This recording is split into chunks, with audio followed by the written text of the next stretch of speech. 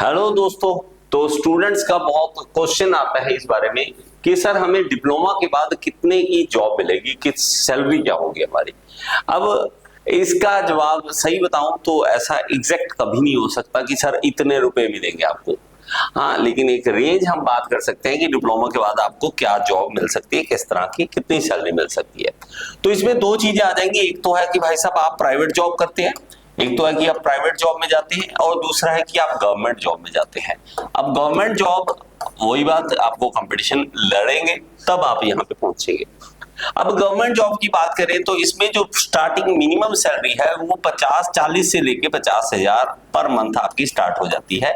इसके बीच में आपकी रहती है 50,000 के बीच में रहती है स्टार्टिंग सैलरी। स्टार्टिंग फ्रेशर को अगर आपकी गवर्नमेंट जॉब लगती है तो क्या कर सकते हैं। अब प्राइवेट जॉब की बात करें तो प्राइवेट जॉब में भाई साहब ये एक रेंज है कि मिनिमम आपको 10,000 से भी शुरू कर सकते हैं, आप 15,000 से भी मिल सकती है, आपको 20,000 भी मिल सकती है।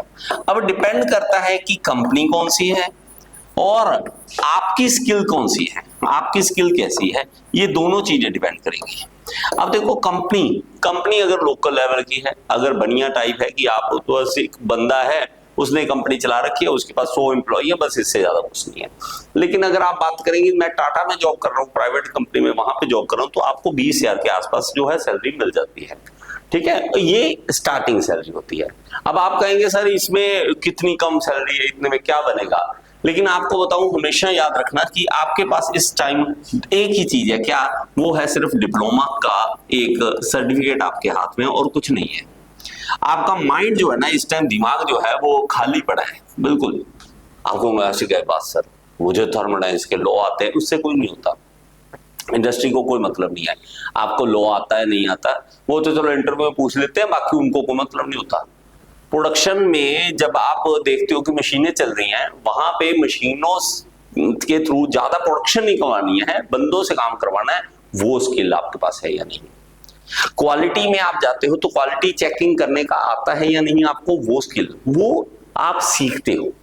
जब तक आप सीखे नहीं हो तब तक आप कैसे मांग सकते हो भाई साहब दो ही पैसे दो हैं।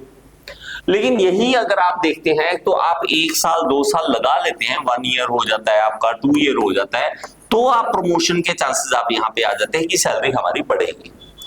अब इसमें अगर बात करोगे तो आप कहोगे सर इसमें कितनी सैलरी बढ़ सकती है, ये अगेन आप पे डिपेंड करता है कि आपकी स्किल, आपकी कम्युनिकेशन कैसी है, आपका साफ ही बात है भाई साहब, जो भी आपको रखेगा वो ये देखेगा कि भाई साहब आप हमें कितना काम करके दोगे। आप अच्छा काम करके दोगे तो ज्यादा सैलरी मिलेगी। इसमें कोई ऐसा दो राय नहीं है कि सर फिक्स है मुझे 5,000 सैलरी बढ़ानी है, 10,000 सैलरी बढ़ानी है, ऐसा कुछ नहीं होता। तो आपको अपनी स्किल इंप्रूव करनी है, ये फर्स्ट ईयर जो भी जहां पे भी। और मैं अगर कहूं कि आप कहोगे सर 10,000 की मुझे मिल रही है, मैं ज्वाइन करूं या ना करूं, तो डेफिनेटली करो। आपको जो भी जॉब मिले स्टार्टिंग में, अगर कोई आपको हाथ पकड़ रहा है आपका, तो चुपचाप उसके साथ चलो। अगर तो आपको लग रहा है कि नहीं सर मैं तो जब तक मुझे 30,000 की सैलरी नहीं मिलेगी मैं जॉब नहीं करूंगा, तो बेटा आप सारी जिंदगी ऐसे ही बैठे रहोगे, नहीं मिलेगी। ठीक है, ये 99% चांसेस में यही हाल है, नहीं मिलती। फिर बात अकड़ मत करना, अकड़ किसी बात की। आप सीखने जा रहे हो, आप एक तरह से देखो, आप मान लो कंपनी के ऑनर हो, आप कंपनी चलाना चाहते हो, आप एम्प्लॉय रखना चाहते हो, तो आप यही देखोगे ना जो ज्यादा अच्छा है, जिसको ज्यादा आता है उसको रखोगे या खाली दिमाग को रखोगे। अब खाली दिमाग को ले आते हैं, अब वो सीखेगा, सीखने में 1-2 साल तो समझने में लग जाते हैं कि अच्छा ये ऐसे होता है, ये ऐसे होता है, इस तरह से हमें करना है, मशीनें कैसे चलती, लोगों से काम से कैसे करवाना है, कैसे बात करनी है, ये सारी धीरे धीरे सीखते हो आप चीजें। अब जैसे ही सीखते हो तो आगे बढ़ने के चांसेस बढ़ जाते हैं। तो आप समझ गए, तो आपकी सैलरी आप पे डिपेंड करती है, कंपनी पे डिपेंड करती है। बाकी देखिए, आप गवर्नमेंट जॉब में जाते हैं, प्राइवेट जॉब में जाते हैं, या आप रोड जाते हैं, आप रोड में जाएंगे तो लाखों में भी मिल सकती है सैलरी।